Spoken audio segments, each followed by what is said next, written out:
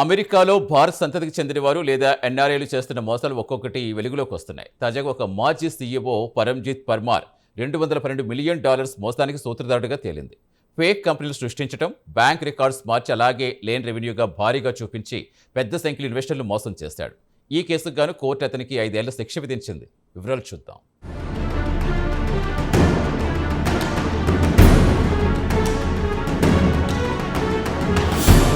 భారత సంతతికి చెందిన వారు కొంతమంది అమెరికాలో అతిపెద్ద ఐటీ కంపెనీలకు సీఈఓలుగా పనిచేస్తూ ఇండియా పేరు ప్రఖ్యాతలను ప్రపంచవ్యాప్తంగా విస్తరించేందుకు కృషి చేస్తుంటే, మరోపక్క మరికొందరు ప్రబుద్ధులు మాత్రం అతిపెద్ద ఆర్థికపరమైన మోసాలకు పాల్పడుతున్నారు. ఇండియన్స్ అంటే అతిపెద్ద మోసగాళ్లు అనే ముద్ర ప్రస్తుతం అమెరికా ప్రజల్లో నాటుకుపోయింది.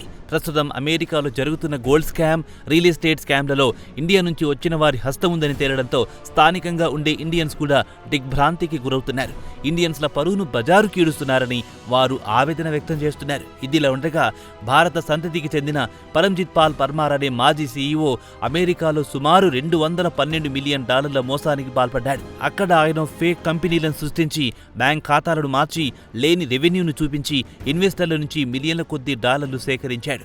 బాగా నడుస్తున్నట్టు చూపించిన కంపెనీని అకస్మాత్తుగా దివాలా తీయించాడు. దీంతో ఇన్వెస్టర్లు మిలియన్ల కొద్దీ డాలర్లు నష్టపోయారు. కోర్టు ఆయనకు 5 సంవత్సరాల జైలు శిక్ష విధించింది.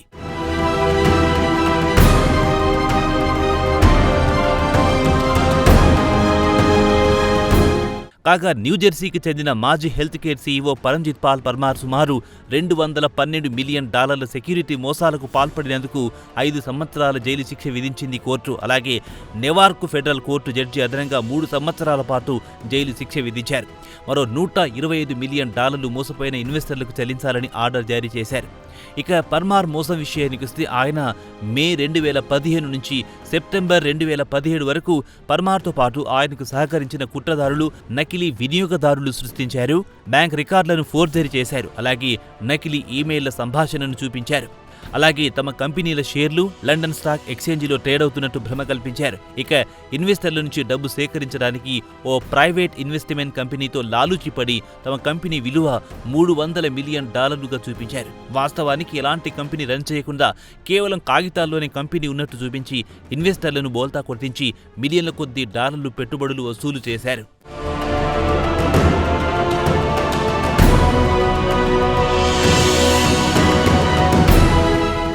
అయితే పర్మార్ హెల్త్ కేర్ బోగస్ కంపెనీల పేరుతో మిలియన్ల కొద్దీ డాలర్లు సేకరించారు. అయితే వారి మోసం 2017 సంవత్సరం చివరిలో వెలుగు చూసింది. దీంతో కుట్రదారులు కంపెనీ నుంచి రాజీనామా చేయడమే కాకుండా మార్చి 2018లో దివాలా తీసినట్టు దరఖాస్తు చేసుకుంది.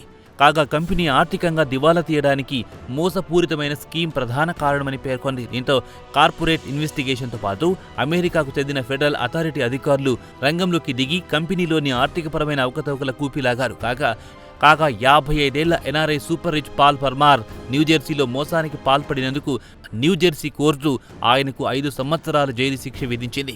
ఆ తర్వాత నెవార్క్ కోర్టు జడ్జి ఆయనకు 3 సంవత్సరాల సూపర్వైజ్డ్ రిలీజ్తో పాటు ఇన్వెస్టర్లను మోసం చేసినందుకు $125 మిలియన్ ఇన్వెస్టర్లకు చెల్లించాలని ఆదేశించారు.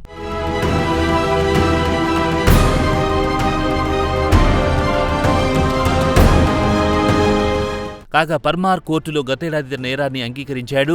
కోర్టు డాక్యుమెంట్ల ప్రకారం చూస్తే ఈ మోసాలు మే 2015 నుంచి సెప్టెంబర్ 2017 వరకు కొనసాగాయి.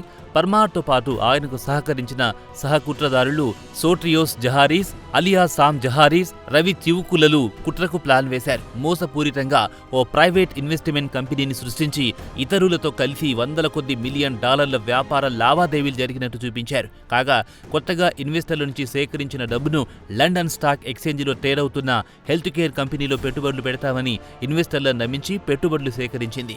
ఈ పెట్టుబడుల ద్వారా పెద్ద మొత్తంలో ఆదాయం సమకూర్చుకోవచ్చని ఇన్వెస్టర్లను ట్రాప్ చేసి అమాయకులైన ఇన్వెస్టర్ల నుంచి మిలియన్ల కొద్దీ డాలర్లను సేకరించారు.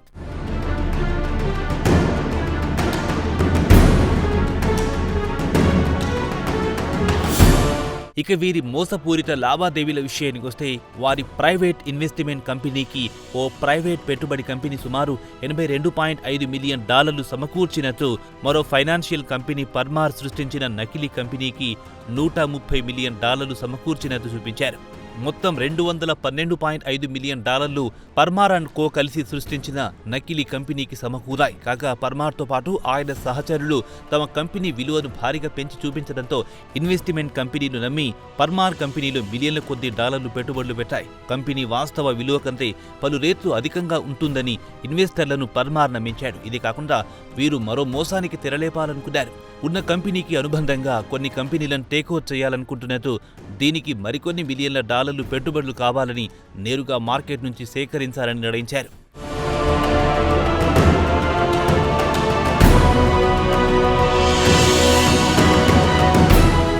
వాస్తవానికి చూస్తే వీరు చూపుతున్న కంపెనీ విలువ అనేది వాస్తవం కాదు, కేవలం కాగితాలపైనే చూపించారు. వాస్తవానికి అసలు కంపెనీ అనేది మనుగడలోనే లేదు. సూట్ కేస్ కంపెనీ పేరుతో ఇన్వెస్టర్లను దారుణంగా మోసగించారు. కాగా కుట్రదారులు సేకరించిన డబ్బును తమ సొంత బ్యాంక్ ఖాతాలకు మరలించుకున్నారు. కాగా ప్రమోటర్లు, ఉదాహరణకు పర్మార్తో పాటు ఆయన సహచరులు వాస్తవానికి ఈ డబ్బుతో కంపెనీలను టేకోవర్ చేయకుండా ఈ డబ్బును సొంతానికి వాడుకున్నారని కోర్టు పత్రాలను బట్టి చూస్తే తెలుస్తోంది. కాగా బ్యాంకు తరలించిన సొమ్ము కూడా తమ కంపెనీకి వచ్చిన ఆదాయమే నమ్మించి కుట్రదారులు బుకాయించారు. కుట్రదారుల వ్యవహారం చూస్తే ఎంతకైనా తెగించే రకమని తేలిపోయింది. కోర్టు కూడా నిందితులు వాస్తవాలు దాచిపెడుతున్నారని గుర్తించింది. కాగా పర్మార్తో సహా ఆయన సహచరులు షేక్ కంపెనీ నుంచి రాజీనామా చేయడంతో పర్మార్ను నమ్మి పెట్టుబడులు పెట్టిన వేలాది మంది ఇన్వెస్టర్లు దారుణంగా మోసపోయారు. ఇదే సమయంలో మార్చి 16, 2018లో పర్మార్ సృష్టించిన కంపెనీలు, అనుబంధ కంపెనీలు దివాళా తీశాయని ప్రకటించడంతో ఈ మోసం వెలుగులోకొచ్చింది.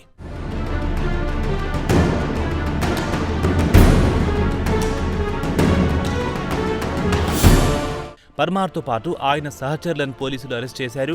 కోర్టులో నీతిలో తమ నేరాన్ని అంగీకరించారు. లేని కంపెనీలను సృష్టించడంతో పాటు బ్యాంక్ ఖాతాలను తారుమారు చేసి లేని లావాదేవీలను ఎక్కువగా చూపించడం, ప్రైవేట్ ఈక్విటీ కంపెనీల నుంచి పెట్టుబడులు సేకరించినట్టు చూపించి సామాన్య ఇన్వెస్టర్లను మోసం చేయడంతో చివరికి ఎన్ఆర్ఐ కటకటాల పాలు కావడంతో పాటు మోసపోయిన ఇన్వెస్టర్లకు వారి డబ్బు వారికి ఇవ్వాల్సిందేనని ఫెడరల్ జడ్జి ఆదేశించారు. సుమారు $125 మిలియన్ మోసపోయిన ఇన్వెస్టర్లకు చెల్లించాలని కోర్టు ఆదేశించింది.